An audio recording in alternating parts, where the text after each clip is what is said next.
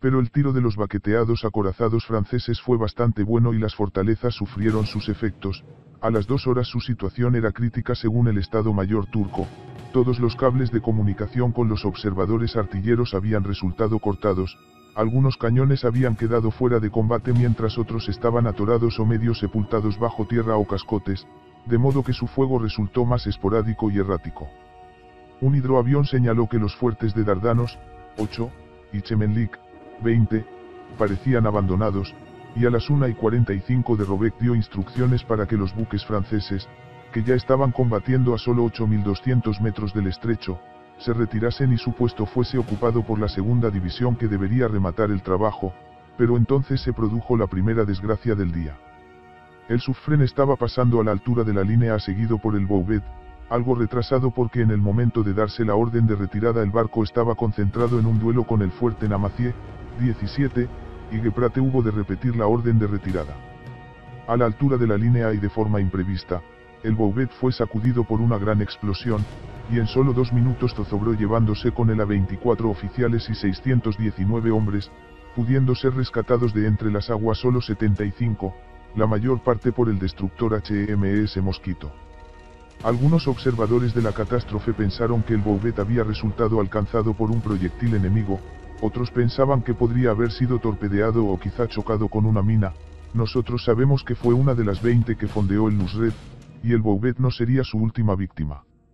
El hundimiento del Bouvet no arredró al comodoro A.I.S. Adler, a bordo del HMS Ocean, quien llevó su división a ocupar el puesto de los acorazados franceses, con su buque en el lado asiático, seguidos en este orden por los HMS Irresistible, Albion y Vengeance, mientras los HMS Sweetsure y HMS Majestic relevaban a los HMS Prince George y Triumph, reanudando el bombardeo de los fuertes a 10.900 metros, cerrando distancias gradualmente hasta los 9.700, mientras su artillería secundaria disparaba contra las baterías de la costa asiática y los cañones ocultos en las laderas de Gallipoli.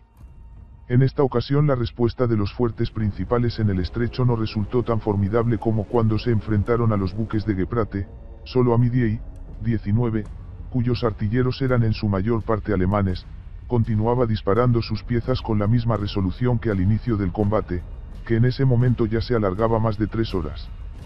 El HMS Vengeance lo tomó como objetivo alcanzando repetidamente con sus disparos a la fortaleza, pero un hidroavión informó que la mayoría de los proyectiles cayeron en el centro de la misma sin causar daños importantes, demostrando una vez más la dificultad de dejar fuera de combate una pieza si no era alcanzada de un disparo directo.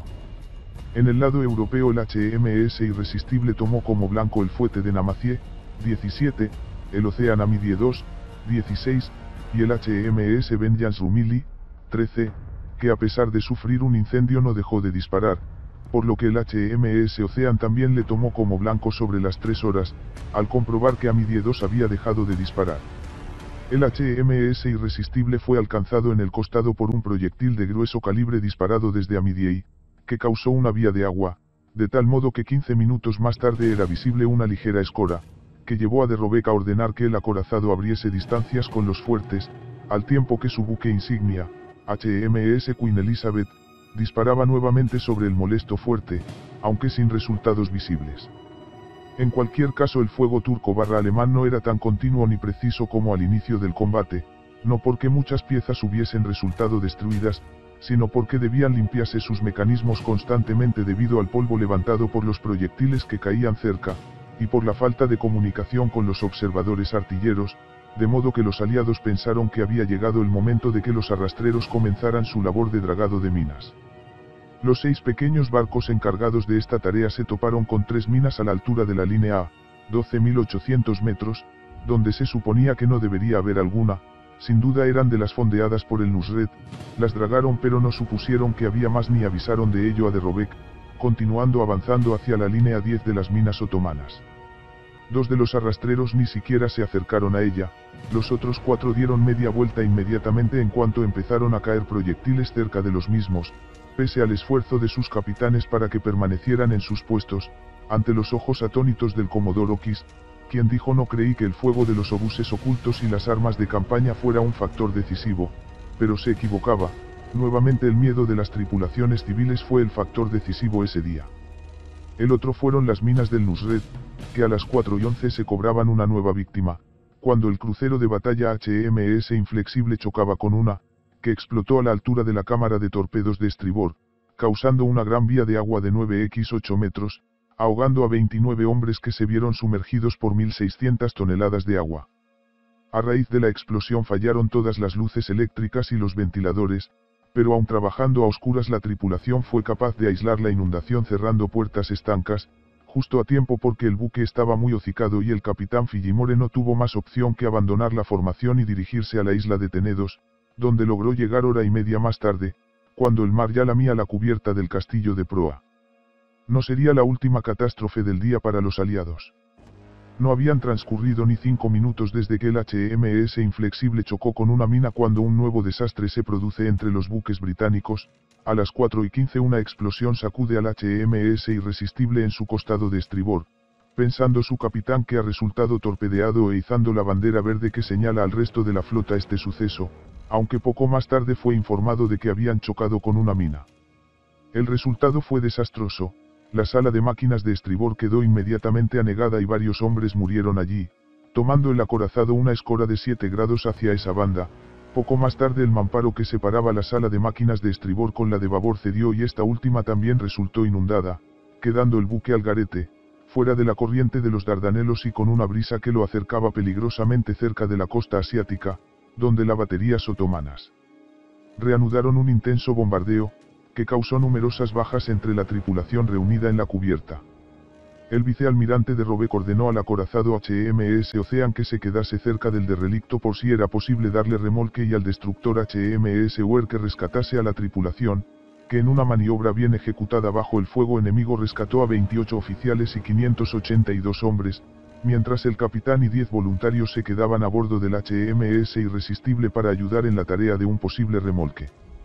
Solo cuando el HMS Weir regresó a las 4:50 a la altura del buque insignia, conoció de Robeck que el HMS Irresistible había chocado con un mina, ordenando entonces una retirada general, y al comodoro Kiss que tomase el mando del HMS Weir una vez este hubiese desembarcado a los supervivientes rescatados, con instrucciones de que el HMS Ocean remolcase al HMS Irresistible, y en el caso de no resultar posible, que lo hundiese con torpedos para que no cayese en manos enemigas. Cuando Kiss llegó a la zona el capitán del acorazado y los 10 voluntarios lo habían abandonado dándolo por perdido, pero el comodoro transmitió al HMS Ocean las órdenes del vicealmirante para intentar salvarlo, sin éxito porque el comodoro I.S. Adler alegó que la profundidad del agua no era lo suficiente para poder acercarse. Poco convencido, Kiss ordenó al capitán del HMS Weir que sondease el fondo para conocer la profundidad exacta, todo bajo el cercano fuego enemigo, que no lo logró alcanzar al destructor. Las mediciones indicaron que había 25 metros de profundidad, más que suficientes para poder haber intentado el remolque, máxime cuando la situación del HMS Irresistible parecía haber mejorado algo, flotaba más adrizado y no parecía hundirse con rapidez, por lo que Kiss repitió las instrucciones de remolque a I.S. Adler, pero el HMS Ocean hizo caso omiso, enfrascado en combatir las baterías otomanas mientras navegaba a elevada velocidad en distintas direcciones, en una maniobra que le pareció aquí innecesaria y de poca utilidad. Finalmente envió el mensaje: si no tiene intención de remolcar al Irresistible, el vicealmirante desea que se retire, con la idea de regresar al anochecer con un destructor y algunos arrastreros con los que devolver al HMS Irresistible a la corriente que le sacase de los Dardanelos. Se inició la retirada pero solo se encontraban a solo una milla del buque abandonado cuando sobrevino una nueva fatalidad. El HMS Ocean chocó con otra mina en el costado de estribor, inundándose los búnkeres de carbón y tomando una escora de 15 grados. Simultáneamente un proyectil hizo blanco en el compartimento del timón, que quedó atascado, y las reparaciones resultaron imposibles debido a las inundaciones, de modo que se dio la orden de abandonar el barco, siendo su tripulación recogida por los destructores HMS Colne y Edichelme, excepto 4 hombres que resultaron accidentalmente abandonados a bordo, aunque al anochecer fueron rescatados por el HMS Yedi.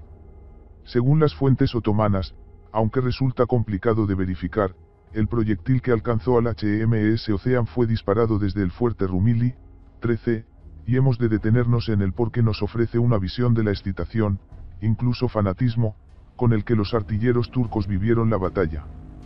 Fort Rumilly había sido blanco de los proyectiles aliados durante varias horas, que deshabilitaron un par de piezas y causaron algunas bajas, y durante la tarde una grúa de un cañón Krupp de 24 centímetros quedó inutilizada, y con ella la posibilidad de cargarlo. Aquí surge la figura del cabo Seyid,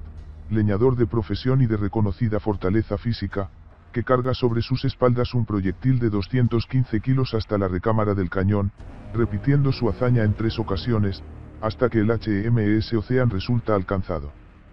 Cuando Kiss pudo embarcar de nuevo en el HMS Queen Elizabeth,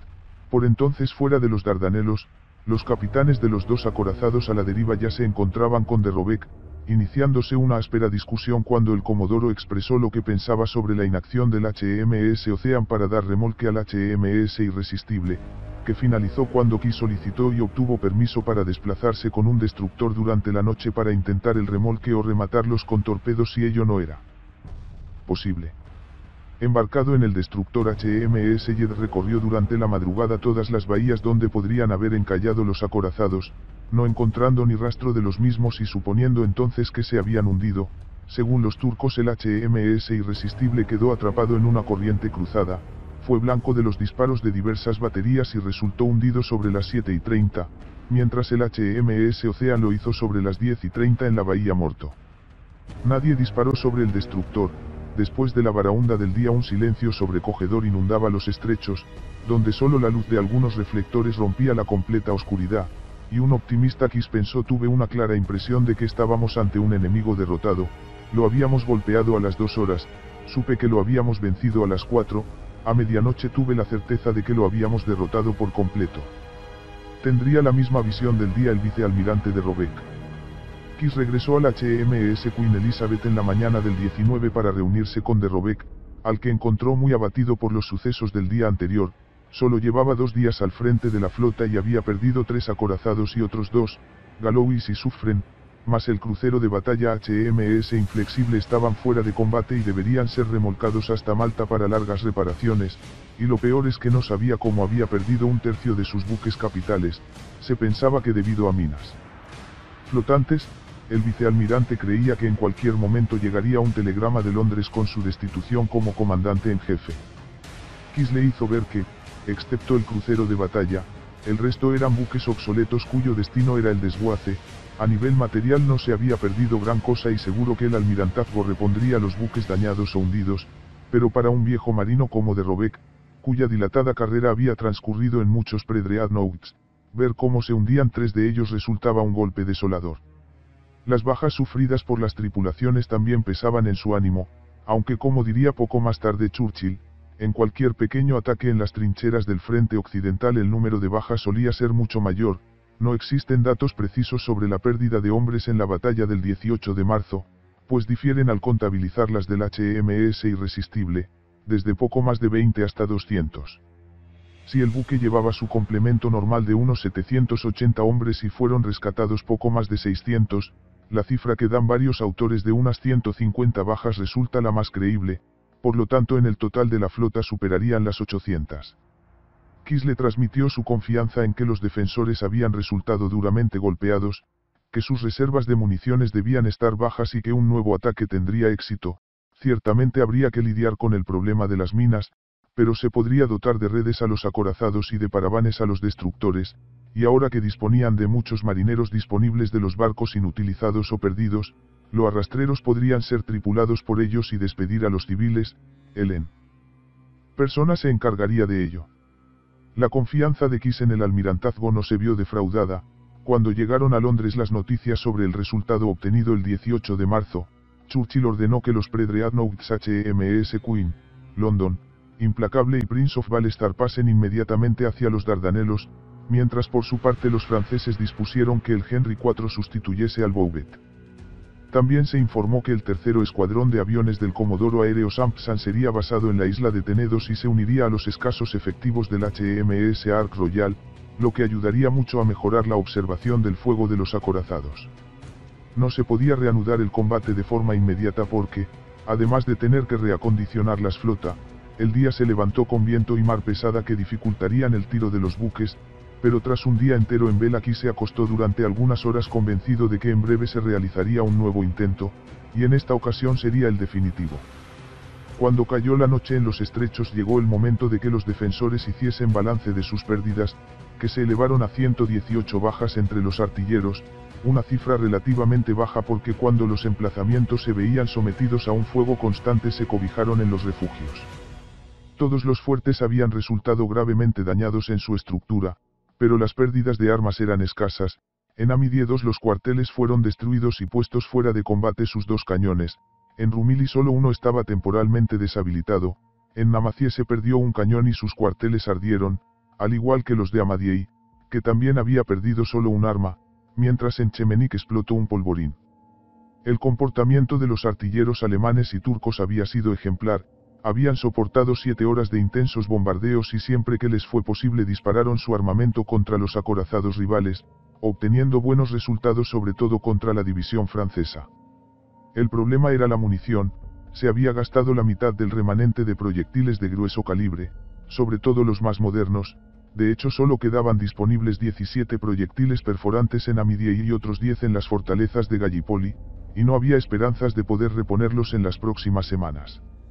El gasto de munición en las baterías dotadas de cañones de mediano calibre había sido algo menor que la mitad del remanente, y se calculaba que cada pieza aún disponía de unos 160 proyectiles.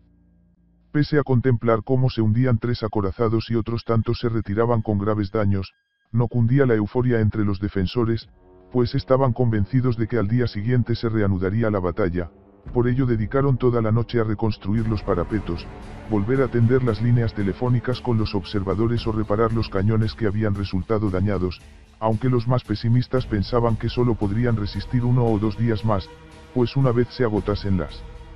municiones solo quedaría retirarse. Se asombraron cuando al día siguiente no vieron aparecer a la flota aliada, pero pensaron que era debido a las malas condiciones climáticas, transcurriría algún tiempo hasta que fuesen conscientes de que habían obtenido una gran victoria. Tan pronto como el 19 de marzo en una reunión del gabinete de guerra se envió a de Robeco un mensaje autorizándole a continuar las operaciones navales contra los Dardanelos si lo creía adecuado, a lo que el vicealmirante, convencido por Kiss, replicó que pronto estarían disponibles 50 arrastreros británicos y 12 franceses tripulados por los hombres de los acorazados hundidos, de modo que esperaba estar en condiciones de comenzar las operaciones en 3 o 4 días. Los preparativos para lograr reconvertir los arrastreros en dragaminas llevaron más tiempo del pensado inicialmente, lo que unido a la mala climatología dieron al traste con esta esperanza, pero en ese momento no parecían haber dudas sobre la reanudación del ataque naval a los estrechos, aunque existía un mar de fondo que cambiaría todo el panorama en solo 2 días. El asunto viene de lejos, cuando por una parte el general Bedud, al mando de las fuerzas Anzac, visitó los Dardanelos y en una fecha tan temprana como el 5 de marzo escribió a Kitchener que, según su opinión, la flota no podría abrirse paso sola y el ejército tendría que intervenir. Por otra Fischer, que aunque seguía apoyando el ataque naval, indicó que alguien tendrá que desembarcar en los Dardanelos tarde o temprano. Finalmente el mariscal, que a mediados de febrero había ordenado que la 29ª División Regular del Ejército zarpase hacia Gallipoli para acto seguido revocar la orden, decide finalmente enviarla el 10 de marzo, además de convencer a los franceses para que se uniesen a la expedición con una de sus divisiones, con lo que sumando las tropas Anzac presentes en Egipto se dispondría de un ejército de 70.000 hombres en la zona. Apresuradamente se puso al frente de esta fuerza al general Hamilton, en principio con unas órdenes vagas de apoyar a la flota, pues por entonces nadie sabía qué resultados daría el ataque naval ni el papel que debería jugar el ejército. Embarcado apresuradamente rumbo al Mediterráneo, Hamilton desembarca en Lemnos el 17 de marzo, justo para poder observar el ataque naval del día siguiente a bordo del crucero HMS Paeton, y tras el mismo escribió a Kitchener el siguiente mensaje: muy a mi pesar me veo obligado a llegar a la conclusión de que no es probable que los estrechos sean forzados por acorazados, y si mis tropas han de tomar parte no será de la forma subsidiaria que estaba prevista. El mariscal replicó que en el caso de que resultasen necesarias grandes operaciones militares para forzar los Dardanelos estas deberían llevarse a cabo, ya no había vuelta atrás. El hecho decisivo que conllevaría la cancelación de un ataque puramente naval fue la reunión que mantuvieron Hamilton y de Robeck el 22 de marzo en Lemnos, y de la que existen 2 versiones distintas según lo cuente cada una de las partes. Según Hamilton, nada más iniciarse la reunión de Robeck le espetó que la flota no podría abrirse camino sin la ayuda de las tropas, mientras para de Robeck fue el general quien le convenció de que resultaba más beneficioso un ataque simultáneo, escribiendo ese mismo día a Londres: no soy de la opinión de que el revés del 18 de marzo resultase definitivo, pero después de habernos reunido con el general Hamilton y escuchar sus propuestas, considero ahora que una operación combinada es esencial para obtener grandes resultados en esta campaña. Atacar ahora los estrechos solo con la flota sería un error que pondría en riesgo la ejecución de un nuevo y mejor plan. Cuando Kiss fue informado quedó horrorizado e insistió al vicealmirante para que cambiase de idea. Este último aún dudaba y concertó una nueva cita con Hamilton, en la cual Kiss defendió con tenacidad sus argumentos. Cuando le preguntaron cuándo estarían disponibles sus más de 60 dragaminas, respondió que sobre el 3 o 4 de abril, y dado que Hamilton tenía en mente poder llevar a cabo su desembarco el 14 del mismo mes, se concluyó que un retraso de solo 10 días era asumible, descartándose definitivamente un ataque puramente naval. Así fue sobre el terreno, no en Londres, donde Churchill leyó consternado el mensaje enviado por de Robeck. Sus sueños de gloria se desvanecían con él, y redactó una respuesta donde ordenaba al vicealmirante que reanudase el ataque a la primera oportunidad favorable. Antes de enviarlo lo llevó al almirantazgo para su aprobación, y por primera vez se encontró con una oposición firme. Tanto Fischer como el resto de almirantes estaban de acuerdo en continuar el ataque siempre que el comandante en jefe de la flota se mostrase dispuesto a ello, pero como no era el caso, no deseaban forzarle a un ataque en el que no creía. Un desesperado Churchill acudió a Asquith, aduciendo que el mero proceso de desembarcar un ejército después de darle al enemigo un aviso adicional de al menos 3 semanas más me pareció un peligro terrible y formidable. Y aunque el primer ministro se mostraba personalmente de acuerdo con el primer lord del almirantazgo, no estaba dispuesto a desautorizar a los almirantes.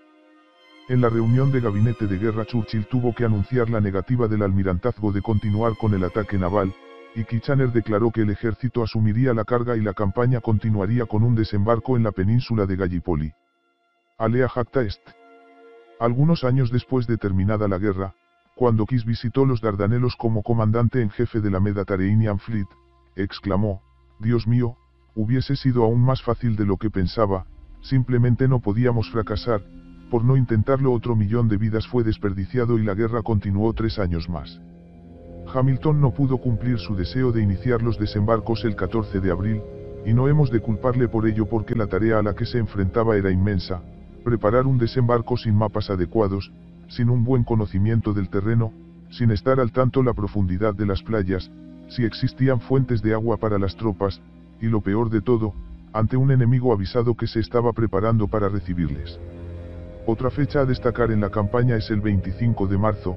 cuando Enver Pasha, en una de sus escasas decisiones acertadas, solicitó al general alemán Liman von Sanders que se pusiera al frente del quinto ejército, el encargado de defender los Dardanelos, que contaba con 6 divisiones y unos 80.000 hombres mal equipados.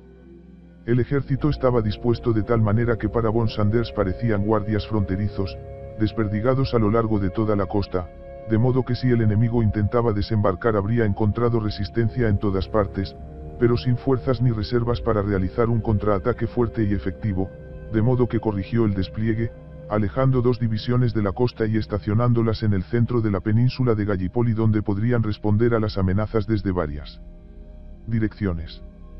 Comenzó a construir caminos y puentes para agilizar sus movimientos. Descubrió que las playas potenciales para el desembarco de la península solo tenían fortificaciones rudimentarias y obligó a miles de hombres a cavar más trincheras, a establecer más emplazamientos de armas y a protegerlos con alambres de espinas. Algunos de ellos en el agua frente a las playas. Si los británicos solo me dejan en paz durante 8 días, dijo el 27 de marzo, y más tarde escribiría: los británicos nos permitieron 4 buenas semanas. 2 de las divisiones fueron desplegadas en la costa asiática y 4 en la península de Gallipoli, la reserva central bajo el mando de un hasta el momento desconocido Mustafa Kemal, un hecho que por entonces pasó desapercibido pero que resultaría crucial en los acontecimientos posteriores. Kitchener había prohibido a Hamilton efectuar el desembarco principal en la costa asiática, por temor a que las fuerzas pudiesen ser atacadas desde varios flancos y porque a poco que avanzaran se quedarían sin el fundamental apoyo artillero de la armada, que sin embargo sí podría prestarlo en todos y cada uno de los kilómetros cuadrados de la península de Gallipoli, que por lo tanto fue el objetivo elegido. El plan de Hamilton no era malo, sobre todo si tenemos en cuenta las adversidades a las que se enfrentaba, y que tuvo que resolver todos los preparativos en poco más de un mes. El desembarco de Normandía se planificó durante 2 años, en una operación que no tenía precedentes. Contaba con unos 75.000 hombres, 18.000 de ellos encuadrados en la 29ª División, 16.000 en la francesa, 10.000 Royal Marines y los 30.000 de Lanzac, una fuerza poderosa, pero la mitad de los 150.000 hombres que según los planes de guerra griegos resultaban necesarios para tomar Gallipoli, aunque en cambio contaba con la gran flota reunida en Lemnos, 18 acorazados, 13 cruceros, incluyendo el ruso Askold, y 29 destructores, que debían dar escolta a unos 200 transportes. Gallipoli es una península de tierra accidentada y desolada que se adentra 83 kilómetros en el mar Egeo. En su cuello, la península está conectada al continente europeo por el istmo de Bulair, con 5 kilómetros de anchura. Al suroeste, la península se ensancha hasta los 19 kilómetros, luego, continuando hacia el suroeste, se reduce gradualmente hasta la punta redondeada del Cabo Helis. Para el caminante el suelo es áspero, roto, con barrancos, escarpes y valles estrechos e irregulares, que se elevan hasta una espina escarpada. A 6 millas al norte del Cabo Helis, la colina en pendiente de Achibaba se eleva a 180 metros de altura, mientras en el centro de la península la cresta de Chunukber se eleva a 260 metros. Cerca, la cresta de Sariber, el punto más alto de Gallipoli, apenas alcanza los 300 metros. Las orillas de la península están bordeadas por acantilados de arenisca, que se rompen aquí y allá por los barrancos arrastrados por las lluvias torrenciales de otoño e invierno. En la desembocadura de algunos de estos barrancos se pueden encontrar estrechas franjas de playa arenosa o pedregosa aptas para un desembarco. El vicealmirante de Robeck propuso a Hamilton desembarcar en Bulair, donde se podría copar a las tropas situadas en el resto de la península, pero a von Sanders no se le escapaba que este era un punto estratégico focal, y cuando Hamilton reconoció las poderosas defensas del istmo a bordo de un crucero, desechó esta opción. Su plan fue desembarcar la 29ª División en 5 playas de Cabo Helis con la misión de ocupar el primer día la colina de Achibaba, mientras el cuerpo Anzac desembarcaba en una playa 20 kilómetros más al norte con la idea que ocupasen la cresta de Sariber. Al mismo tiempo se montaron 2 movimientos de diversión. Por una parte, la división de Royal Marines amagaría con desembarcar en Bulair, mientras la división francesa lo haría en la costa asiática con el fin de las tropas turcas allí asentadas no pudiesen acudir en la ayuda de las que combatían en Cabo Helis. Si el primer día se lograba una cabeza de puente en la punta de la península, los franceses reembarcarían y junto a los Royal Marines apoyarían el ataque en Cabo Helis, con la idea de que al segundo o tercer día los arrastreros pudiesen limpiar de minas los estrechos y la flota penetrar hasta el mar de Mármara.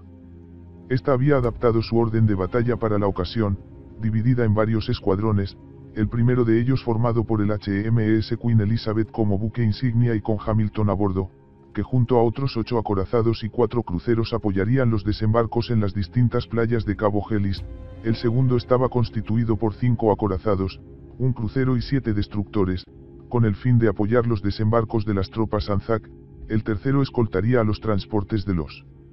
Royal Marines en su amago de desembarco en Bulair, y estaba formado por el acorazado HMS Canopus, 2 cruceros y otros tantos destructores, mientras en el sexto 2 acorazados, 3 cruceros y 7 destructores apoyarían el desembarco de diversión en Camp Keil.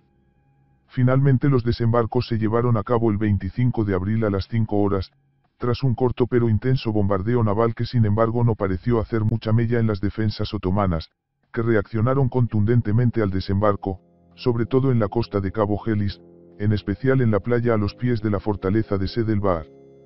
Los hombres bajaron de los transportes a los botes, que fueron remolcados por pinazas a motor hasta cerca de la costa, donde a base de remos alcanzaban la orilla, salvo aquellos que resultaron masacrados por el fuego enemigo todavía en sus botes. El único barco utilizado en los desembarcos fue el carbonero SS River Clyde, buque que se había protegido con algunas planchas metálicas como blindaje y dotado de portones en la proa y los laterales, que con 2.000 hombres a bordo embarrancó en la playa de Sed el Bahr, solo para ver cómo una hilera tras otra de soldados caían abatidos en las pasarelas víctimas de las ametralladoras rivales. Las tropas Anzac pudieron desembarcar con menos dificultades, pero el retraso en su avance y la vigorosa defensa de las reservas turcas bajo el mando directo de Mustafa Kemal impidieron en el último instante que lograsen ocupar las colinas de Chunukber. Plácido fue el desembarco de 2.000 hombres en la denominada playa y, a unos 7 kilómetros de Cabo Helis, rodeada de acantilados y por ello no defendida en absoluto por ninguna fuerza enemiga, un error porque los británicos lograron escalarlos y podrían haber avanzado contra la retaguardia de los defensores en el cabo, pero se quedaron allí parados sin hacer nada, hasta que refuerzos otomanos les atacaron y por la noche se vieron obligados a reembarcar tras haber sufrido 700 bajas. Las operaciones de diversión lograron el propósito previsto. En Bulair fijaron a la mayor parte de los defensores y al propio von Sanders, que temía resultase el desembarco principal, mientras en la costa asiática los franceses desembarcaron con vigor, tomaron la fortaleza de Canqueil, obligaron a que las dos divisiones otomanas allí estacionadas no pudiesen ser embarcadas hacia Gallipoli y al caer la tarde reembarcaron llevando 450 prisioneros con ellos. En conjunto los desembarcos no resultaron ni un éxito ni un fracaso. Al caer la noche más de 30.000 hombres se encontraban instalados en las dos cabezas de playa en Gallipoli con un coste de 5.000 bajas, pero por otra parte no se habían alcanzado ninguno de los objetivos marcados, ni se alcanzarían nunca, repitiéndose el estancamiento ya conocido en el frente occidental. La predicción del War Office de que una vez en tierra la resistencia turca se derrumbaría no pudo ser más desafortunada. Por su parte la armada sufrió unas 50 bajas ese día, sin que conozcamos en qué circunstancias, seguramente algunas debido al fuego de los cañones de campaña que dispararon contra los barcos, pero hemos de pensar que la mayoría como pilotos de las pinazas que llevaron a los hombres cerca de la costa. Aunque tras los desembarcos el ejército adquirió el protagonismo de la campaña, el respaldo de la flota resultaba esencial, no solo porque todos los suministros a las tropas debían llegar por mar, desde las municiones hasta el agua, también porque sus cañones resultaban el principal apoyo artillero contra las líneas turcas, motivo por el cual von Sanders ordenó a sus hombres que las trincheras fuesen cavadas lo más cercanas posible a las del enemigo. Durante los días siguientes al desembarco varios destructores actuando como dragaminas se internaron en los Dardanelos con el fin de limpiar el área donde debían actuar los acorazados, sufriendo varios de ellos daños y bajas, como también los buques capitales cuando desde la entrada a los estrechos bombardearon las posiciones otomanas. Por el ejemplo el HMS Albion resultó alcanzado el 26 de abril y tuvo que retirarse a Mudros para 3 días de reparaciones, y de nuevo el 2 de mayo fue blanco de los proyectiles enemigos teniendo que regresar a Mudros, o el HMS Prince George, que alcanzado en la línea de flotación en la misma fecha hubo de retirarse hasta Malta para las pertinentes reparaciones. El 28 de abril y el 6 de mayo se libraron respectivamente la primera y la segunda batalla de Kritia, matanzas en las que a cambio de unos pocos cientos de metros se perdieron miles de hombres, para horror del comodoro Kiss, quien seguía pensando que resultaba posible que la flota forzase los estrechos con un precio en vidas mucho menor, sobre todo ahora que se contaba con varias docenas de arrastreros con tripulaciones militares y una veintena de destructores con paravanes para minimizar el riesgo de las minas. Kiss convenció a de Robeck para que el vicealmirante propusiera el 9 de mayo al almirantazgo renovar el ataque naval, pero la respuesta que recibieron fue poco entusiasta. Por el vigor de la resistencia del enemigo, es improbable que el paso de la flota al Mármara sea decisivo, y por lo tanto es igualmente probable que el estrecho se cierre detrás de la flota.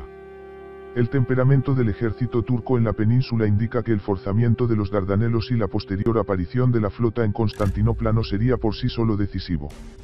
El mensaje del vicealmirante no llegó en buen momento. Fischer se sentía cada día más crispado con la campaña de los Dardanelos, y el 2 de abril escribía a Churchill: "No podemos enviar ni un hilo de cuerda a de Robeck, hemos llegado al mismo límite.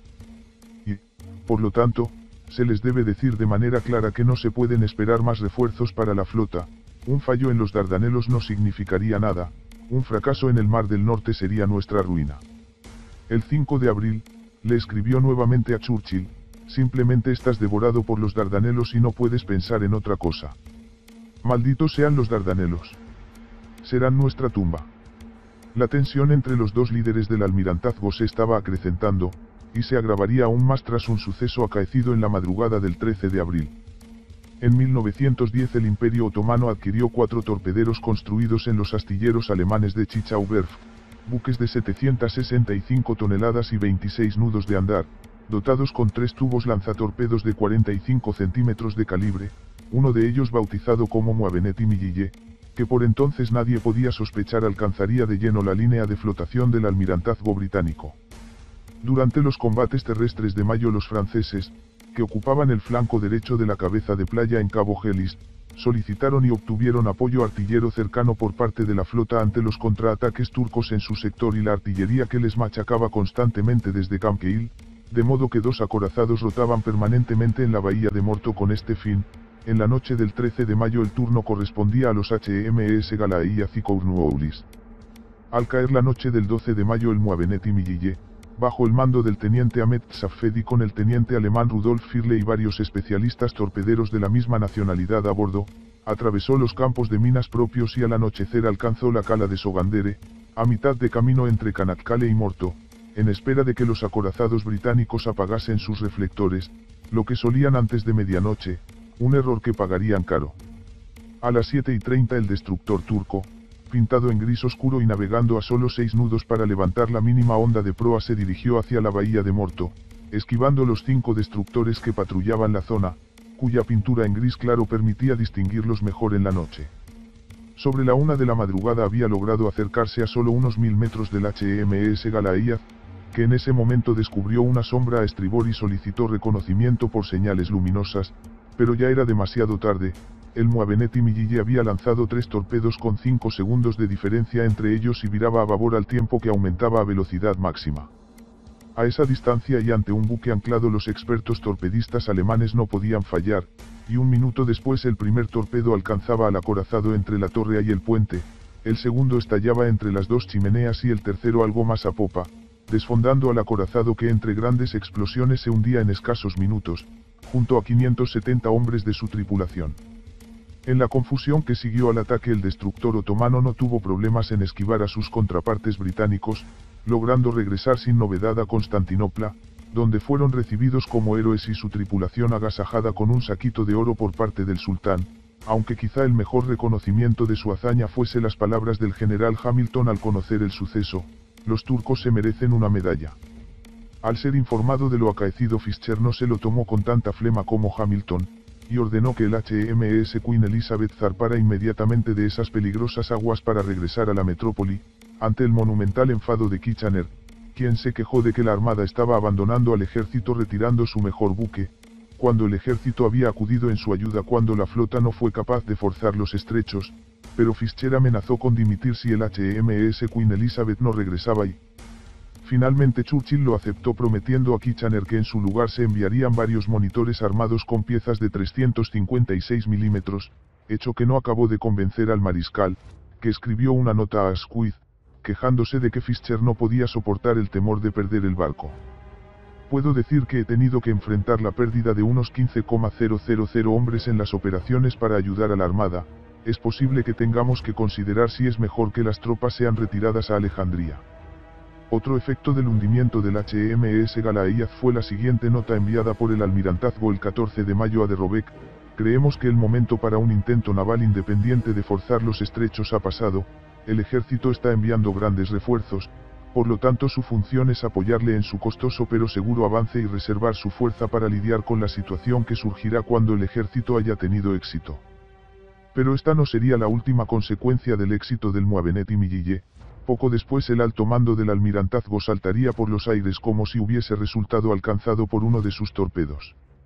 Tras más de un mes sin reunirse, el gabinete de guerra lo hizo el 14 de mayo, bajo una atmósfera que en palabras de Churchill resultaba sulfurosa,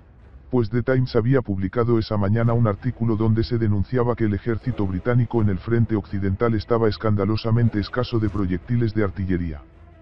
Kitchener, a la defensiva ante estos cargos y todavía amargado por la retirada del HMS Queen Elizabeth, se quejó de que el almirantazgo le había decepcionado a él y al ejército. Fischer, que no estaba dispuesto a escuchar acusaciones de mala fe, casi de traición, dirigidas a la armada, habló de forma inusual en la reunión. Había estado en contra de las operaciones de los Dardanelos desde el principio, y el primer ministro y Lord Kitchener conocían bien este hecho, informó al gabinete. Esta notable interrupción, dijo más tarde Churchill, fue recibida en silencio. En realidad Fischer se había movido entre dos aguas en lo referente a la campaña de los Dardanelos, pues si bien desde un principio abogó por un ataque conjunto del ejército y la armada, llegado el momento no puso objeciones ante un ataque puramente naval. Lo que realmente disgustaba al primer Lord del Mar era que los Dardanelos centraban la atención del almirantazgo, en especial de Churchill, mientras su proyectado plan báltico resultaba completamente relegado. Ante la comisión que 2 años más tarde estudió la campaña declaró lo siguiente: si el enorme compromiso en los Dardanelos iba a continuar, era claramente mejor, en el propio interés de las operaciones, que en lo sucesivo estuviesen dirigidas en el aspecto naval por alguien que creyese en ellas. Después de la reunión del gabinete, Churchill, molesto por el arrebato público de Fischer, intentó ponerlo en contexto en una carta a Asquith. Debo pedirle que tome nota de la declaración de Fischer hoy acerca de que él está en contra de la campaña de los Dardanelos y lo ha estado todo el tiempo, y explicarle que el primer Lord del Mar ha acordado por escrito cada telegrama ejecutivo de la operación.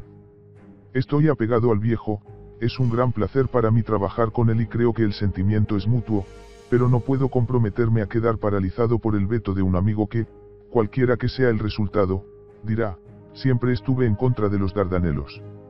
Alguien tiene que asumir la responsabilidad y lo haré, siempre que mi decisión sea la que prevalezca. Durante la tarde Churchill intentó cerrar la brecha con Fischer, fue a su oficina y durante varias horas los dos hombres hablaron sobre los Dardanelos, qué refuerzos podrían ser necesarios y cuáles podrían evitarse. Fischer aceptó enviar más monitores de los que se estaban construyendo para su proyectado plan báltico, pero a cambio de que regresaran varios acorazados. Cuando se separaron Churchill, de hábitos nocturnos, siguió trabajando en su oficina y, revisando la lista de barcos que se enviarían a los Dardanelos, agregó 2 nuevos submarinos de clase E solicitados por de Robeck, 2 de los 5 que se completarían en Gran Bretaña ese mes. Más tarde, Churchill dijo que consideraba estas adiciones una propuesta, no una orden, y le adjuntaba una nota de presentación a Fischer: te envío este memorándum por si surge algún punto que debamos discutir. Espero que estés de acuerdo. A las 5 de la mañana siguiente, sábado, 15 de mayo, Fischer regresó al almirantazgo y encontró en su escritorio los documentos que mostraban que Churchill deseaba agregar 2 submarinos a la lista acordada la noche anterior, y algo se quebró en su interior. A media mañana, Churchill entraba al almirantazgo cuando fue interceptado por su secretario: Fischer ha renunciado y creo que esta vez lo dice en serio, entregándole la siguiente carta. Primer Lord. Después de graves reflexiones he llegado a la lamentable conclusión de que ya no puedo seguir siendo su colega. Es indeseable en interés del público entrar en detalles, pero me resulta cada vez más difícil ajustarme a los crecientes requisitos diarios de los Dardanelos para satisfacer sus demandas. Como usted dijo ayer con acierto, estoy en la posición de vetar continuamente sus propuestas, pero esto no es justo para usted, además de ser extremadamente desagradable para mí. Me voy a Escocia de inmediato, para evitar tener que responder pregunta alguna. Atentamente. Fischer. Al considerar que esta carta de renuncia no era más seria que la que Fischer había escrito en otra ocasión, Churchill regresó al almirantazgo para arreglar las cosas, pero el primer señor del mar no estaba en su oficina, ni en el edificio, ni en sus aposentos. Churchill se apresuró a retroceder a través de la Horse Guards Parade hasta Downing Street y mostró la carta de Fischer a Asquith. El primer ministro inmediatamente le escribió al almirante: en nombre del rey, le ordeno que regrese a su puesto. Llevó varias horas localizar a Fischer, pero finalmente fue descubierto en una habitación del Hotel Charing Cross, donde leyó el mensaje perentorio del primer ministro y llegó a Downing Street. Allí, mientras esperaba a ver a Asquith, se encontró con Lloyd George. Una combativa amargura había reemplazado su habitual expresión afable. Escribió este.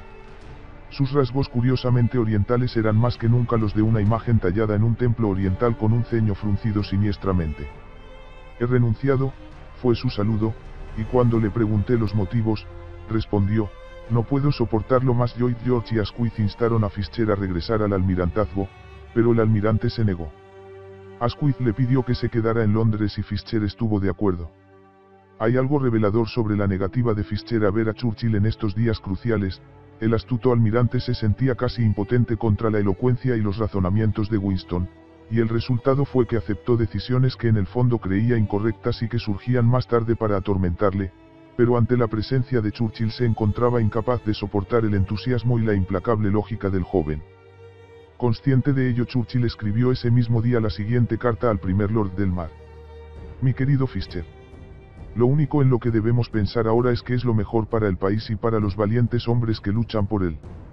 No entiendo cuál es la causa específica que te ha llevado a renunciar, Si la conociera podríamos arreglarlo. Cuando nos separamos anoche pensé que estábamos de acuerdo, las propuestas que le hice se arreglaron en general de acuerdo con sus puntos de vista y, en cualquier caso, fueron discutidas entre nosotros.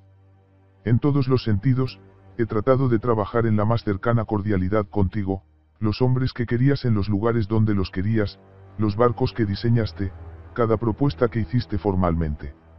Accedí a traerte de regreso al almirantazgo, jugándome mi carrera política con el rey y el primer ministro, como bien sabes. Entonces prometiste estar a mi lado y ayudarme.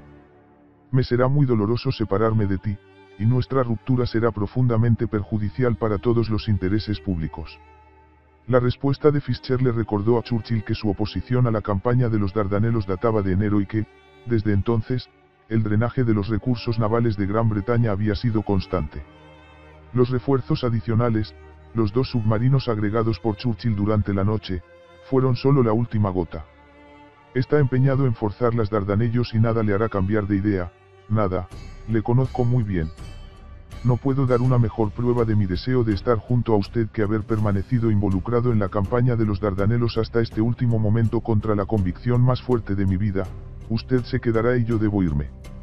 Al recibir esta carta, Churchill escribió una última vez, afirmando que en nombre de la amistad y en nombre del deber, debemos tener una entrevista personal. Fischer se negó y respondió, estimado Winston, como de costumbre su carta es muy persuasiva, pero realmente lo he considerado todo.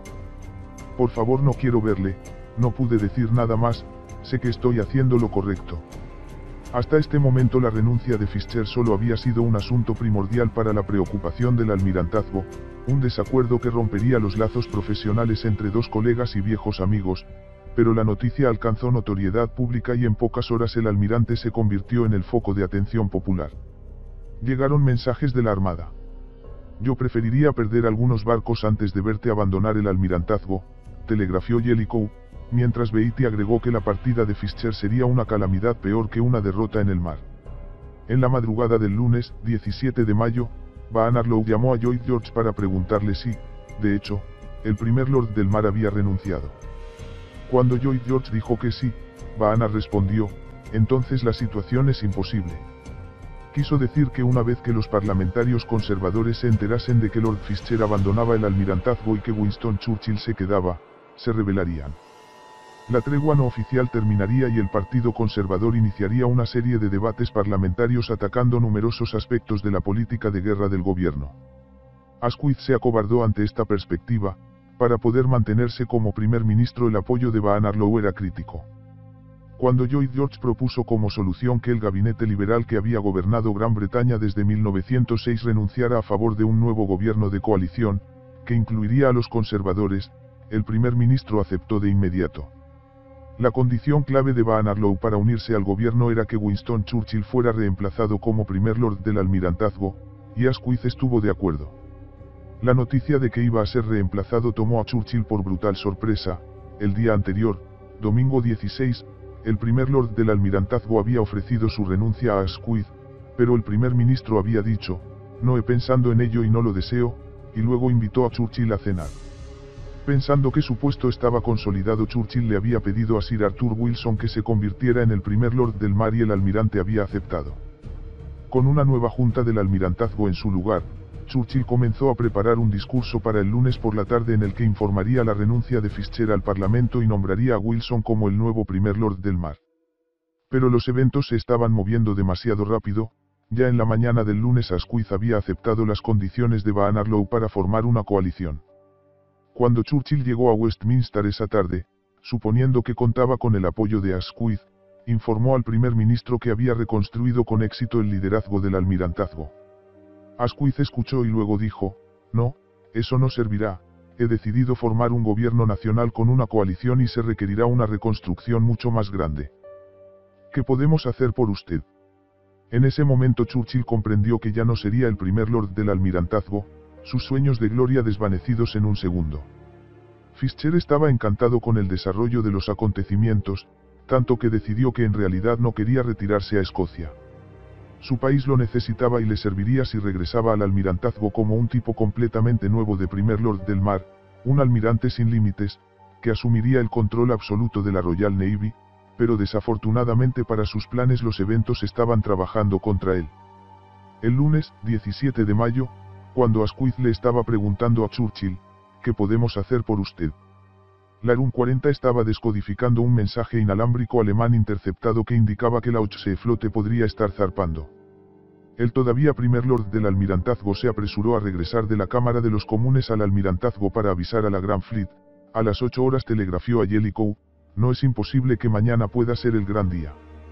Sin embargo, al amanecer, la esperanza de una batalla se estaba desvaneciendo, y a las 10 estaba claro que la flota alemana permanecía en sus puertos. A lo largo de estas alarmas, la vigilia de toda la noche y la decepción subsiguiente, el primer lord del mar, todavía formalmente en el cargo, porque Asquith aún no había aceptado su renuncia, estuvo ausente del almirantazgo. El resto de almirantes se sorprendió y Churchill planteó su pequeña revancha cuando explicó al primer ministro que tenían una visión seria de la deserción de Lord Fisher de su puesto en tiempo de guerra. Incluso el rey se enojó enormemente cuando se le mencionó este incidente. Debió haber sido ahorcado de un árbol por la deserción de su puesto ante el enemigo, declaró Jorge V. Realmente fue una de las cosas más escandalosas que deberían castigarse con el despido del servicio y la degradación. Fisher, sin ninguna información sobre lo acontecido, no se dio cuenta de que el viento había cambiado, y sabiendo para el 19 de mayo que Churchill estaba condenado, se convenció de que ese era su momento de triunfo, que él era el hombre al que debía recurrir el gobierno, enviando a Asquith una serie de condiciones bajo las cuales aceptaría regresar al almirantazgo y garantizar la finalización exitosa de la guerra. Estas incluían que Churchill debe ser completamente excluido de cualquier puesto en el gabinete de guerra, Balfour, que lo había enfurecido al apoyar el ataque naval en los Dardanelos, no debe reemplazar a Churchill como primer lord del almirantazgo, que quien fuese elegido debería estar restringido únicamente a la política y al procedimiento parlamentario, y Sir Arthur Wilson debe abandonar el almirantazgo. Volviendo al papel que él mismo se propuso desempeñar, Fisher se deslizó hacia la megalomanía: tendré el control profesional completo de la guerra en el mar, junto con la absoluta disposición exclusiva de la flota y el nombramiento de todos los oficiales de todos los rangos. Debería tener la autoridad absoluta para todas las construcciones nuevas y todos los trabajos de astilleros de cualquier tipo, y un control completo de todo el establecimiento civil de la Marina. Estas condiciones deben publicarse textualmente para que la flota pueda conocer mi posición. Fisher pensó que podría convertirse en el Kitchener de la Armada, pero estaba completamente equivocado. Me temo que Jackie está realmente un poco loco, dijo Arthur Balfour. La reacción de Asquith fue que el memorándum indicaba un ataque de megalomanía. Informó al rey que la mente de Fisher está algo trastornada, de lo contrario, su conducta es casi traidora. En privado, el primer ministro escribió que Fisher, hablando estrictamente, debería ser fusilado por abandonar su puesto. Escribió escuetamente al primer lord del mar: querido Lord Fisher, el rey me ha ordenado que acepte su renuncia presentada a la oficina del primer lord del almirantazgo. Atentamente, H.H. Asquith. El papel de Fisher en el drama que se estaba desarrollando había terminado, una semana después de haber leído la propuesta de Churchill de enviar 2 submarinos más a los Dardanelos. La carrera como almirante de la flota de Lord Fisher, el hombre que creó la moderna Royal Navy, había llegado a su fin y cogía un tren con destino a Escocia. Mientras tanto Churchill luchaba por salvarse, bombardeó a Asquith, Barnarlow, Lloyd George y Gray, pidiendo, incluso rogando, mantenerse en el almirantazgo, pero Asquith finalmente le escribió el 21 de mayo, mi querido Winston, debes aceptar que no puedes quedarte en el almirantazgo. Al día siguiente a Churchill se le ofreció y aceptó un puesto menor en el gabinete, esencialmente sin sentido, la Cancillería del Ducado de Lancaster. Supongo que te han arrojado un hueso en el que hay muy poca carne, escribió su primo el duque de Marlborough. El ducado, según Lloyd George, era una oficina que normalmente se daba a los principiantes en el gabinete o a políticos distinguidos que habían alcanzado las primeras etapas de la inconfundible decrepitud. Fue una degradación cruel e injusta. El 25 de mayo fue el último día de Churchill en el almirantazgo, y esa tarde recibió una visita sorpresa de Lord Kitchener. Me preguntó qué iba a hacer y le dije que no tenía idea. Cuando se levantó para irse, se volvió y dijo, de la manera impresionante y casi majestuosa que le era natural: bueno, hay una cosa que, de todos modos, no pueden quitarte, la flota estaba preparada. Menos generosos fueron los almirantes en la mar que debían su puesto a Churchill. Beatty escribió: la armada respira más libre ahora que se deshace del Saqueabas Winston, mientras Jellicoe, a quien Churchill le dio el mando de la Gran Fleet en vísperas de la guerra, escribió a Fischer: le debemos gratitud por haber salvado a la armada de la continuación en el cargo del Sr. Churchill estaba abatido. Asmead Bartlett, corresponsal de guerra en Gallipoli que acababa de regresar de la península para pasar unos días en Gran Bretaña, cenó con él y dejó reflejado en su diario: estoy sorprendido del cambio que ha sufrido, ha envejecido varios años, tiene el rostro pálido, parece muy deprimido y dolido por haber tenido que dejar el almirantazgo. Estuvo muy callado hasta que al final de la cena se arrancó con un monólogo sobre la expedición y lo que podría haber sido. Insistió una y otra vez en que la batalla del 18 de marzo debió haber continuado, y que si así se hubiese hecho la flota se habría abierto paso por los estrechos. Esta era la gran obsesión en su mente. Pero quien mejor podía reflejar el estado de ánimo de Churchill era su propia esposa, quien dijo: pensé que nunca superaría a los Dardanelos, pensé que moriría de pena. No iba desencaminada la inteligencia británica cuando informó que Alemania podría enviar submarinos al Mediterráneo, pues el 25 de abril, el mismo día en que se realizaban los desembarcos en Gallipoli, zarpaba desde Wilhelmshaven el SMU-21, bajo el mando del capitán Leutnant Otto Hersing, con destino a los Dardanelos. Para evitar la peligrosa ruta por el paso de Calais, el submarino rodeó Gran Bretaña por el norte, y dado que su autonomía estaría al límite para alcanzar el puerto austrohúngaro de Cataro, se planeó un rendezvous con el vapor Marsala en la ría gallega de Corcubión, que le suministraría combustible. Según lo previsto en la noche del 2 de mayo, el SMU-21 recibía 12 toneladas de gasoil del Marsala. El problema surgió cuando el jefe de máquinas informó a Hersing que el combustible recibido no quemaba en los cilindros, ni siquiera mezclándolo con el que quedaba a bordo. A 2000 millas tanto de su base como de Cataro, el submarino se encontraba con un gran problema, pues de las 56 toneladas de gasoil con las que zarpó solo quedaban 25, y tras detallados cálculos se decidió continuar la travesía navegando a velocidad económica y huyendo de las rutas comerciales, logrando alcanzar su destino el 13 de mayo, no sin varios sobresaltos que le obligaron a sumergirse tanto al cruzar el estrecho de Gibraltar como el de Sicilia, cuando solo quedaba a bordo alrededor de 1 tonelada de combustible. Tras una semana de reposo en la base y realizar el relleno de combustible y víveres, el SMU-21 zarpó el 20 de mayo con destino a los Dardanelos, bordeando el litoral griego y localizando en el puerto de Alexandrópolis al crucero protegido ruso Askold, un blanco tentador de 6.000 toneladas que podría haber resultado hundido con un solo torpedo, pero Hersing decidió no delatar su presencia en busca de presas más importantes.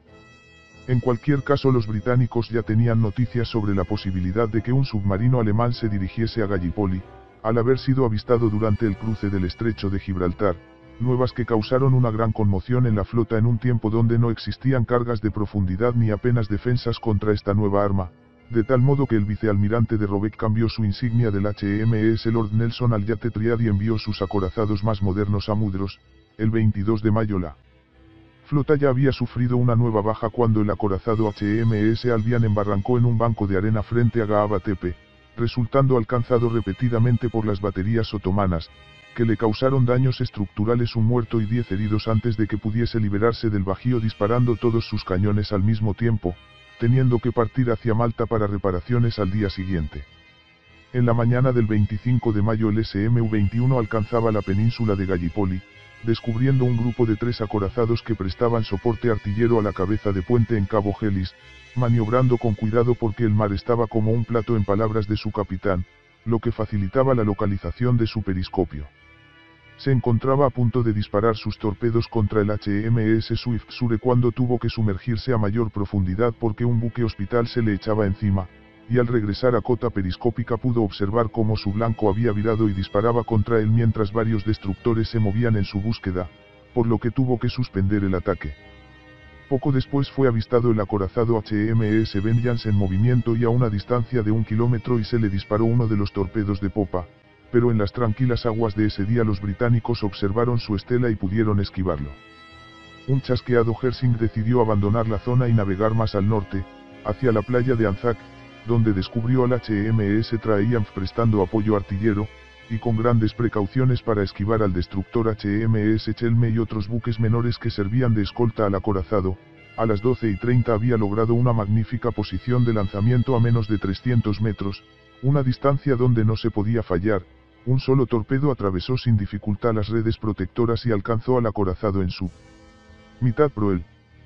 El buque escoró inmediatamente 10 grados a estribor, que a los 5 minutos se convirtieron en 30º, posición que mantuvo durante 10 minutos mientras el HMS Chelme recogía a la mayor parte de la tripulación, antes de que el buque volcase y se mantuviese durante media hora con la quilla al sol, entre los hurras de los soldados turcos y la consternación de los australianos, antes de hundirse definitivamente junto a 75 de sus hombres.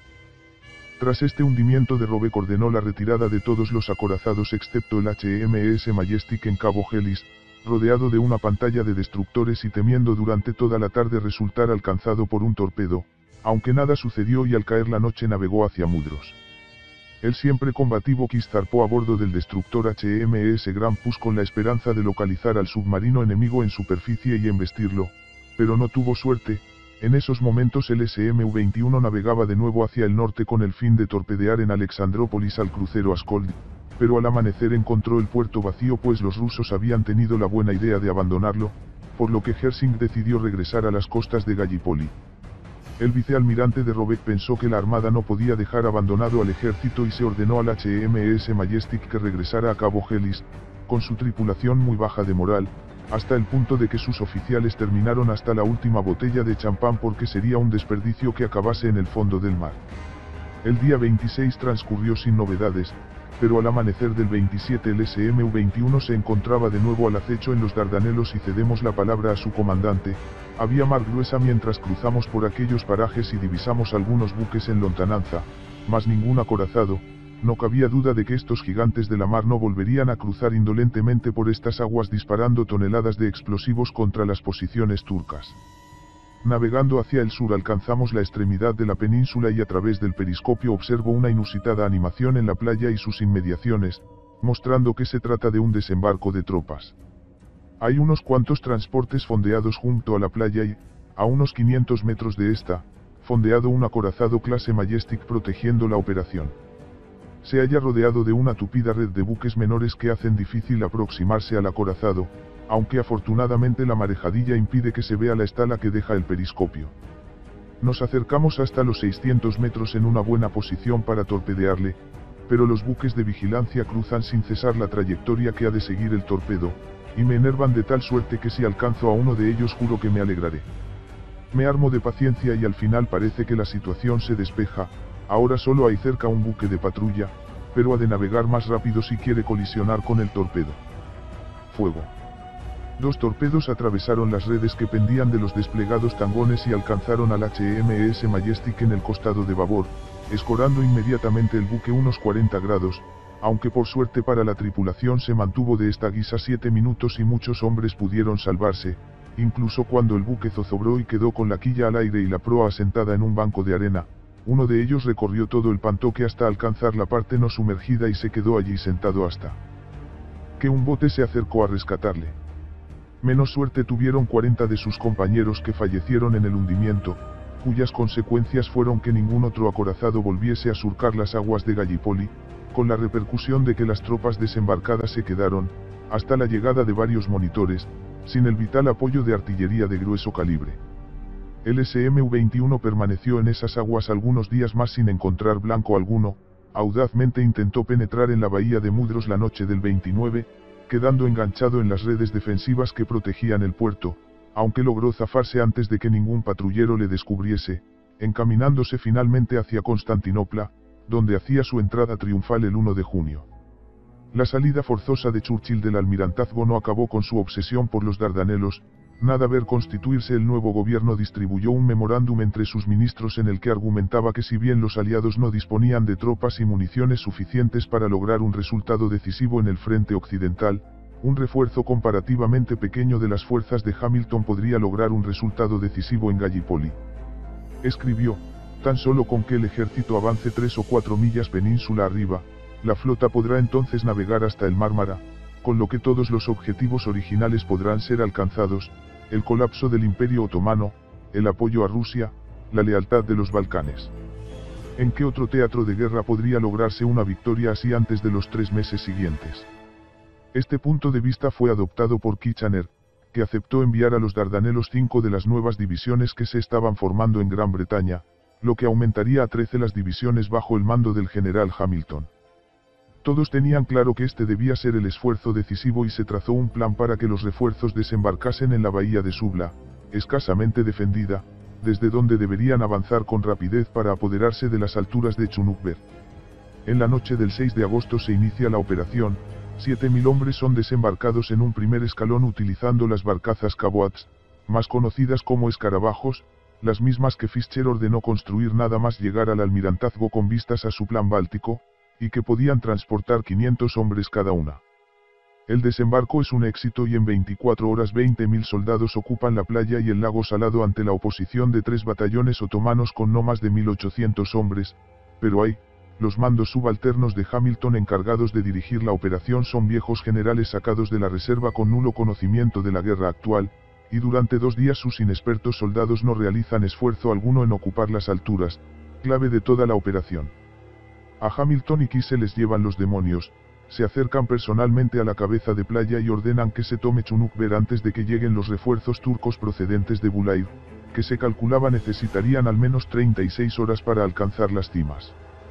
Finalmente un pequeño grupo de hombres alcanzó una de las alturas y por primera vez los británicos pudieron observar un maravilloso paisaje. Ahí abajo estaban los estrechos, los refuerzos turcos que estaban llegando desde Asia Menor, los camiones que huían. Dominábamos Kilitber, la retaguardia de Achibaba y las comunicaciones de todo el ejército allí destacado.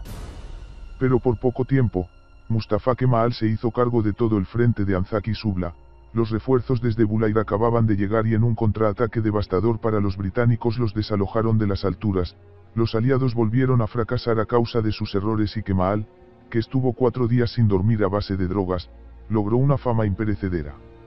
Una vez establecidas las trincheras y alambradas se regresó a la tónica de siempre, frentes estabilizados y numerosas pérdidas por ambas partes sin lograr objetivo alguno. Hasta 45.000 bajas sufrieron los aliados en las batallas que se prolongaron todo agosto. La armada volvió a apoyar con su artillería las cabezas de puente. Los pequeños submarinos alemanes que se enviaron por tierra para ser ensamblados en Turquía no lograron repetir los éxitos del SMU-21, pero los barcos sufrieron el fuego de la artillería otomana. Por ejemplo, el 12 de agosto el acorazado HMS Swift Sure resultó alcanzado repetidamente frente a Subla y sufrió 5 muertos y 10 heridos, mientras el crucero protegido HMS Grafton tuvo que lamentar 9 muertos y 10 heridos. La derrota tuvo graves consecuencias en los Balcanes, pues Bulgaria se sumó a las potencias centrales a mediados de octubre, hecho que significó el golpe de gracia para Serbia e incluso puso en peligro a las fuerzas anglo-británicas desembarcadas en Salónica, hacia donde se dirigieron los refuerzos que debían cubrir bajas en Gallipoli, que además tuvo que ceder 2 divisiones al frente balcánico. Finalmente Kitchener envió un telegrama a Hamilton el 16 de octubre preguntándole por una estimación de bajas si se decidiese la evacuación de la península, y la réplica del irritado general fue que la mitad de las tropas y todo el material, aunque en privado reconociese que quizá no sobrepasaran un 35%.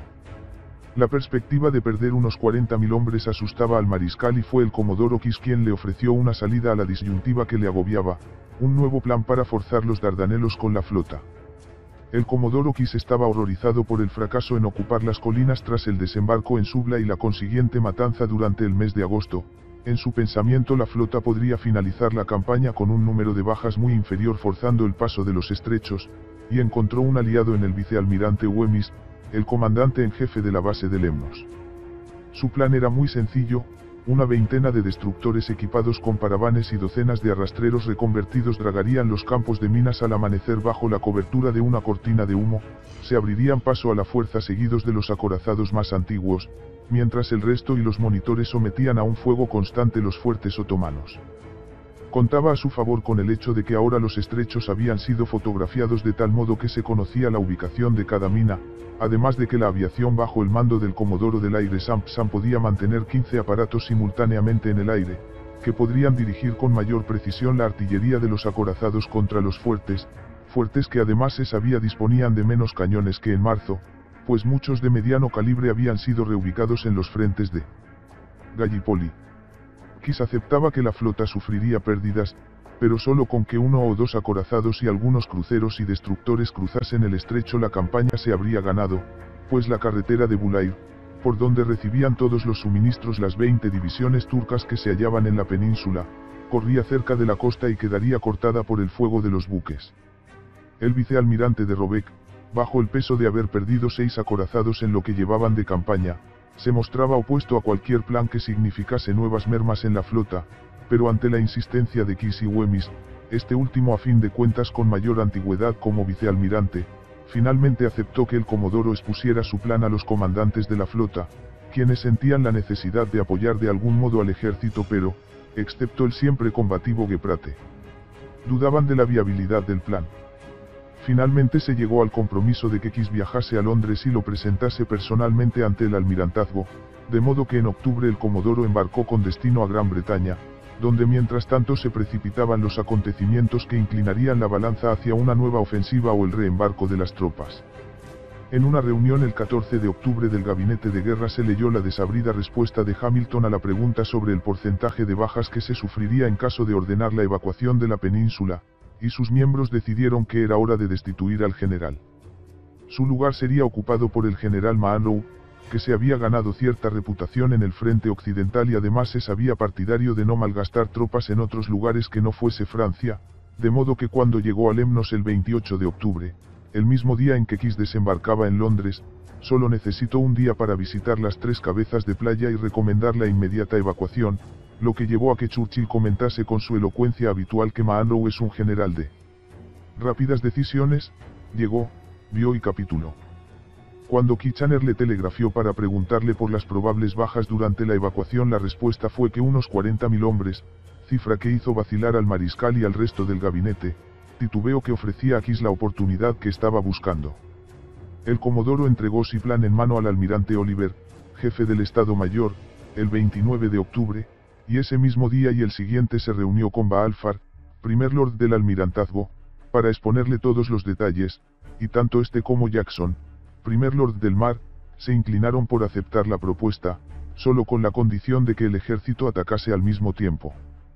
Finalmente Keyes pudo reunirse con Kitchener el 3 de noviembre, y para el mariscal fue una bendición poder aferrarse a un plan alternativo a la evacuación y la pérdida de docenas de miles de hombres. En ese momento parecía que el comodoro podría finalmente llevar a cabo el ataque que tanto tiempo llevaba concibiendo.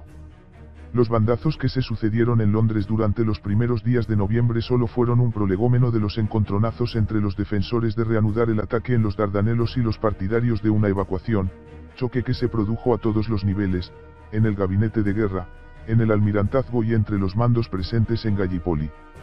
La campaña incluso había afectado al hasta entonces imperturbable mariscal Kitchener, quien tras reunirse con Keyes escribió un telegrama personal y secreto al general Bedud, el comandante de las tropas Anzaki que llevaba presente en la campaña desde sus inicios, informándole que tenía pensando enviar al general Mahon a Salónica y que él se quedaría al mando de todas las tropas presentes en Gallipoli así como de los refuerzos que pudiesen enviarle, con el fin de planear un desembarco en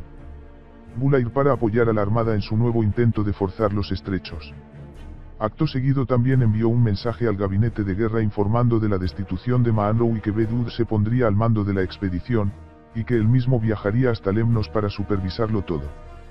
Hasta la medianoche el mariscal estuvo reunido con Keyes estudiando los planes, y acordaron viajar juntos hasta Gallipoli siempre que el comodoro lograse que el almirantazgo le proporcionase refuerzos para la empresa. Todo parecía decidido gracias al empuje y capacidad de persuasión de Keyes, que a la mañana siguiente logró que le asignasen 4 acorazados, otros tantos destructores y 2 docenas de arrastreros como adición a la flota que ya se encontraba en Mudros, al mismo tiempo que el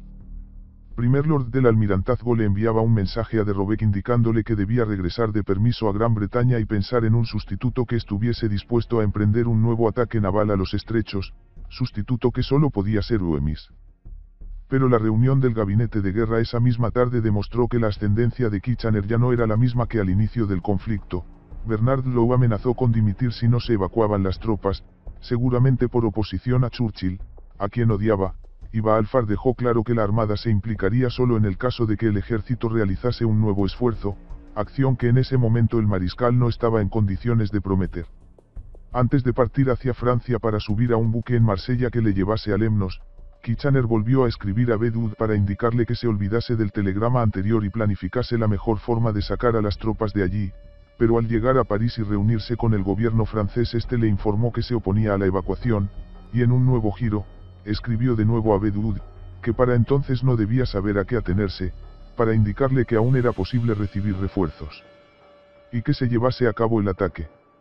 También escribió a Kiss para que se reuniese con él en Marsella y viajar juntos hacia los Dardanelos en el crucero ligero HMS Dartmouth con el fin de dar forma definitiva al nuevo esfuerzo, pero por mor de uno de esos pequeños gestos que pueden cambiar el destino, el mensaje nunca llegó al Comodoro, pues el oficial de guardia en el almirantazgo que lo recibió decidió no transmitirlo porque pensó que Kiss no tendría tiempo de llegar hasta Marsella. De este modo Kitchener zarpó solo y malhumorado pensando en que la armada le estaba fallando, mientras un radiante Kiss se detenía en París para reunirse con el ministro de Marina francés, que le prometió otros 6 buques de refuerzo. Dada la reconocida capacidad de persuasión del Comodoro y la ansiedad del mariscal por encontrar una salida al embrollo de los Dardanelos, es posible que en un viaje de una semana juntos en el HMS Dartmouth Kiss hubiese logrado que Kitchener recuperase la seguridad en sí mismo y al desembarcar en Lemnos se impartiesen las órdenes necesarias para un nuevo ataque sin más titubeos, pero cuando el mariscal concluyó su viaje y se reunió con los comandantes del ejército se encontró con que la mayor parte de ellos se mostraban a favor de la evacuación. El vicealmirante de Robeck se opuso frontalmente a un nuevo ataque naval y una visita a cada una de las 3 cabezas de puente le desanimó aún más. Las noticias de que el ejército de Salónica no había conseguido ningún éxito en socorrer a los serbios y que el rey de Grecia amenazaba con internarlo le hizo partir inmediatamente hacia Salónica, y allí fue por fin donde Kiss pudo encontrarse con él, quedando asombrado cuando Kitchener le espetó que había reconocido el lugar y que es un sitio espantoso y usted nunca conseguirá abrirse paso. El Comodoro le hizo ver que el mariscal acababa de llegar mientras él llevaba 8 meses allí y conocía el terreno, estaba seguro de que lograría forzar los estrechos, máxime ahora que los refuerzos en forma de buques estaban llegando, solo necesitaba la orden de atacar. Un dubitativo Kitchener se retiró a su camarote. Kiss escribió en su diario: no pude evitar sentir lástima por él, parecía terriblemente cansado y agobiado. Con el mariscal abatido y de regreso a Londres la decisión sobre el terreno de reanudar el ataque o evacuar quedó en manos de 2 personas que intentarían por todos los medios convencer a los generales del ejército y a Londres de las virtudes de sus respectivos planes. Todo se redujo a un pulso entre el Comodoro Kiss y el general Monroe. Pese a que finalmente Kitchener había recomendado al gabinete de guerra que se abandonasen las cabezas de playa de Suvla y Anzac, mientras se mantenía por el momento la de Cabo Helles, nada estaba decidido aún, pues en el propio gabinete la nueva estimación de bajas durante la evacuación, unas 25.000, seguía pareciendo muy elevada. Lord Curzon pintaba un sombrío panorama sobre soldados huyendo en un sálvese quien pueda hacia las playas mientras resultaban masacrados por los turcos, y Hankey, secretario del gabinete, hizo ver que las tropas enemigas liberadas de Gallipoli podrían caer sobre Rusia o las posiciones británicas en Oriente Medio. Un elemento fortuito también concedió tiempo adicional a Kiss, la gran tormenta que se desencadenó sobre la península el 27 de noviembre, que destrozó Embarcadero y anegó las trincheras, seguida de una helada que terminó de convertir el campo de batalla en un infierno. Hasta 200 hombres murieron ahogados, 5.000 sufrían de congelación y otros tantos habían causado baja por otros motivos. Con de Robeck de regreso a Gran Bretaña, Wemyss y Kiss insistieron en su plan de forzar los estrechos, entrevistándose con todos los comandantes del frente, ganando a varios para su causa, lo que conllevó a que Monroe les prohibiese reunirse con los marinos sin su presencia. El gabinete de guerra seguía titubeando si dar prioridad a Salónica o Gallipoli, y finalmente debieron ser rusos y franceses quienes diesen la puntilla a la campaña al declarar que no se podía abandonar el frente de Salónica,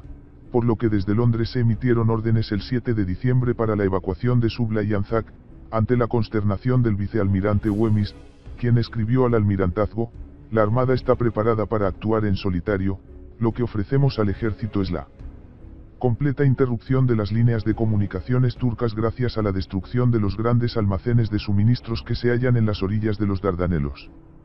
Pero ya era demasiado tarde, el almirantazgo no estaba dispuesto a actuar solo. El 10 de diciembre hizo saber a Wemyss que su plan se había rechazado y que todo debía disponerse para evacuar a los 83.000 hombres presentes en ambas cabezas de playa. La armada informó que el máximo de hombres que podría reembarcar en una noche era de 20.000, Por lo tanto se siguió un plan para evacuarlos espaciadamente de tal forma que los otomanos no fuesen conscientes de lo que estaba ocurriendo, de modo que del 12 al 17 de diciembre 43.000 hombres ya habían salido de la península, mientras 20.000 fueron evacuados la noche del 18 y otros tantos, los últimos, en la del 19, sin que hubiese que lamentar ninguna baja en una brillante operación que no dejaba de ser una retirada. El éxito animó a que el gabinete también tomase la decisión de evacuar Cabo Gelis, al tiempo que volvía a enviar a de Robeck a los Dardanelos destinando a Güemes a las Indias Orientales, mientras Monroe partía hacia el frente occidental y Beddoes quedaba al mando de las tropas. Por lo tanto el último acto de la campaña recaía en 3 hombres que habían estado presentes desde su inicio, de Robeck, Keyes y Beddoes. Los 37.000 hombres presentes en Gelis también fueron reembarcados por etapas, los últimos 17.000 en la noche del 8 de enero, de nuevo sin sufrir bajas, pero dejando atrás las tumbas de 57.000 hombres más una ingente cantidad de material en forma de municiones, conservas, harina o madera. Según von Sanders se necesitaron 2 años para reunirlo todo. La gran flota presente en Lemnos comenzó a dispersarse, muchos de los obsoletos acorazados terminando sus días como buques de alojamiento mientras sus tripulaciones eran embarcadas en barcos de nueva construcción. Solo permanecieron en Mudros algunos buques menores y monitores, así como los 2 clase Lord Nelson para prevenir una improbable salida del SMS Goeben. O no tan improbable. La conquista de Rumanía permite el abastecimiento de carbón y la llegada de repuestos para los SMS Goeben y Breslau, pero estos deben permanecer a la defensiva mientras el vicealmirante Kolchak hace planes para desembarcar y ocupar el Bósforo, con el fin de sacar a Turquía de la guerra y reabrir la tan necesaria ruta de abastecimiento con los aliados anglo-franceses. Pero la Revolución de Febrero acabó con todas las disposiciones al efecto, y a medio plazo, con la derrota rusa y la salvación momentánea de un exhausto imperio turco. Desaparecido el peligro en el este, los ojos de los siempre combativos buques germanos se vuelven hacia el Mediterráneo. Con las posiciones turcas en Palestina muy presionadas por tierra y mar, el vicealmirante Rebeur Pasuit no duda en utilizar su división para atacar los buques de la Entente presentes en el Egeo. Con tal fin parte al frente de sus 2 buques en la madrugada del 20 de enero de 1918, con la idea de dirigirse primero hacia el apostadero de Imbros y más tarde a la base naval de Mudros. El plan es arriesgado,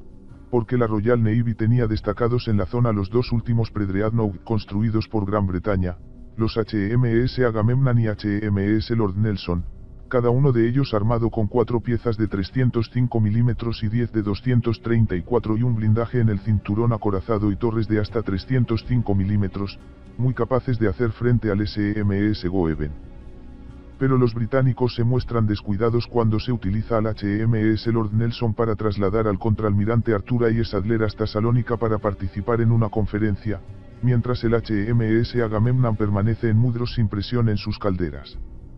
Quizá como anticipo a lo que sucederá más tarde, a las 6:10 el SMS Goeben choca contra una mina que inunda los compartimentos X y 11, pero nuevamente el mamparo antitorpedos evita daños mayores y se continúa con la operación. Llegados a Imbros el SMS Goeben bombardea la estación telegráfica británica en Kepalo Point, siendo poco más tarde descubiertos por el destructor HMS Lizard,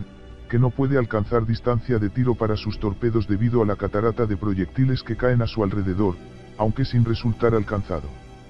La persecución les lleva hasta la bahía de Kusu, donde se encuentran los monitores HMS Raglan y HMS M28, que pronto entablan combate con el Schlachtkreutzer, mientras el SMS Breslau continúa disparando sobre el HMS Lizard, al que se ha unido el de su misma clase HMS Tigres, que intentan proteger a ambos monitores tendiendo una cortina de humo, sin resultado.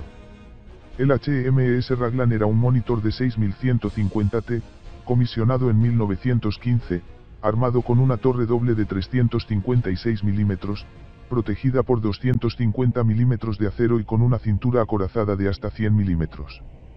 El HMS M28 era un buque mucho más pequeño, de 540 T y armado con una sola pieza de 234 mm, por lo que el tiro del SMS Goeben se centró en el HMS Raglan, teóricamente peligroso por el calibre de sus 2 cañones, pero cuya dirección de tiro no podía compararse a la del crucero de batalla germano. A mayor abundamiento,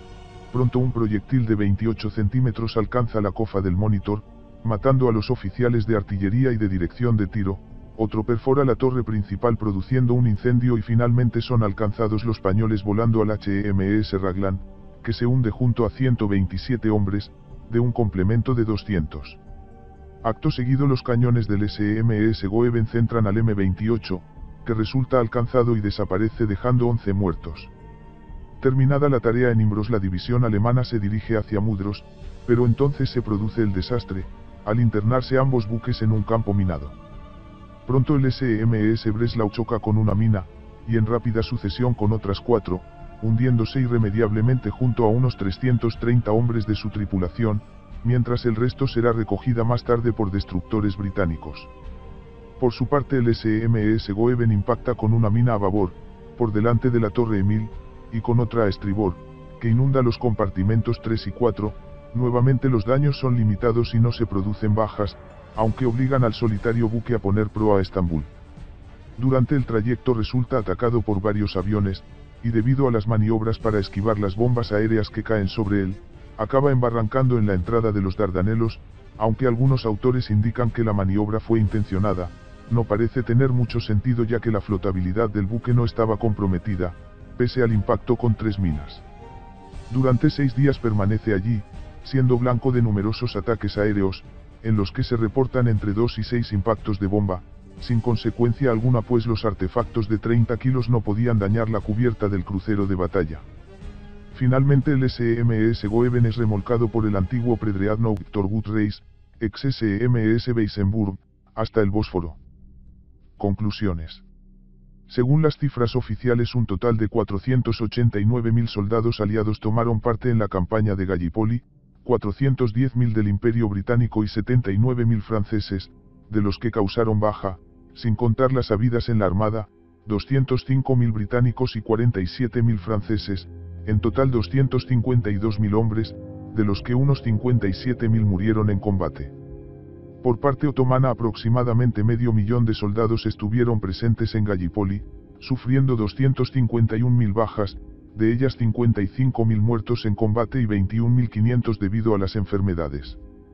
Las cifras señalan un empate, pero el abandono del terreno por parte de los aliados convierte la campaña en una indudable victoria turca, pero a un precio que no se podían permitir pagar, dado que sus reservas tanto en hombres como en material resultaban muy inferiores a las del Imperio Británico. Por lo tanto se puede afirmar que la campaña no fue en vano, pues las tropas presentes en Gallipoli no pudieron empeñarse ni frente a los británicos en Oriente Medio ni contra los rusos en el Cáucaso. Que gracias a ello pudieron emprender varias ofensivas victoriosas en su frente, hasta el punto de conquistar Trebisonda en abril de 1916. Toda la campaña está íntimamente ligada a la figura de Winston Churchill, tanto durante su duración como en tiempos posteriores, y se le achaca la responsabilidad del fracaso, pero pienso que ambas cuestiones deben ser matizadas. El primer mando en sugerir una demostración en los Dardanelos fue el mariscal Kitchener. La réplica de Churchill fue que era posible una operación combinada entre la armada y el ejército, pero el mariscal se negó por falta de tropas disponibles, muy discutible, y dejó caer que era posible un ataque puramente naval. Ciertamente fue Churchill quien cogió esta idea al vuelo y, tras el memorándum de Fischer, la de utilizar acorazados obsoletos sin misión alguna que cumplir en el intento de forzar los Dardanelos. En mi opinión la idea de forzar los estrechos, mejor junto al ejército que sin él, pero esto es responsabilidad de Kitchener, era muy buena, con un coste mucho menor que cualquier ofensiva en el frente occidental se podía sacar al Imperio Otomano de la guerra tan rápido como había entrado, con amplias repercusiones en lo referente a los Balcanes, a liberar tropas de Egipto y, por encima de todo, a restablecer el cordón umbilical con el Imperio ruso, con el probable resultado de que el conflicto se hubiese acortado en 2 años.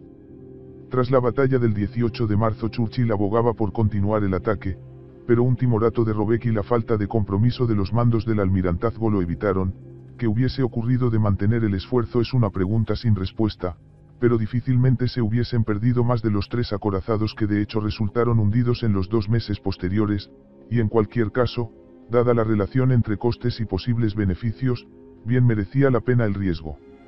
A partir de este momento el ejército toma la batuta y la figura de Churchill va quedando relegada a un segundo plano, por lo tanto cuesta defender esa idea tan extendida hoy en día de señalar al primer lord del almirantazgo como el mayor responsable de la campaña, cuando resulta que estaba fuera del gobierno durante los últimos 6 meses de la misma, y por supuesto de su fracaso, que en cualquier caso deberá compartir con Kitchener, en mi opinión el mayor culpable, una división británica y